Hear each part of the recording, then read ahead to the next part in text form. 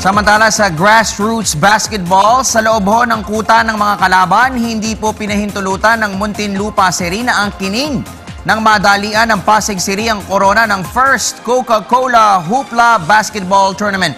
At sa multi-million peso event na ito na inorganisa ng major soft drinks brand na Coke, nakita po na kahit pala sa barangay level ay magagawang exciting ang basketball. Matapos nga po ang ilang buwang cage wars na nilahukan ng lahat ng mga syudad at munisipalidad sa Kamaynilaan, nauwi po sa Muntinlupa at Pasig ang bakbakan para sa corona.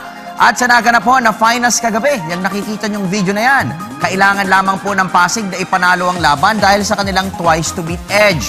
Ngunit sa hindi po inaasahang pangyayari ng libo-libong supporters sa Pasig Sports Center, dito po pumutok at nagpakitang gilas sa mga snipers ng Muntinlupa na sina Kevin Buenaflor, Carl Salvador, Kevin Racal at Aaron Bernardo.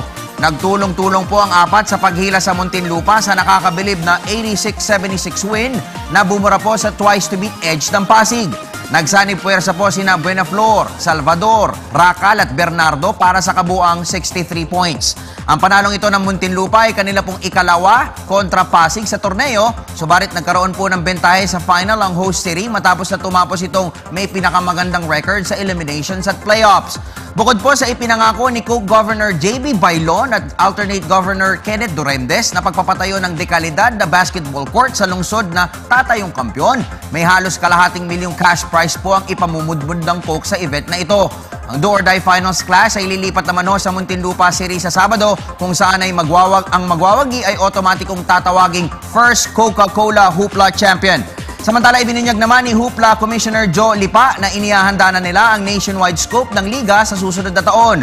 Ang Coca-Cola Hoopla ay isa pong programa ng Coke kung saan nais nilang bigyan ng avenue ang mga aspiring cagers sa iba't ibang panig ng bansa upang madiskubre at maipakita ang kanilang galing.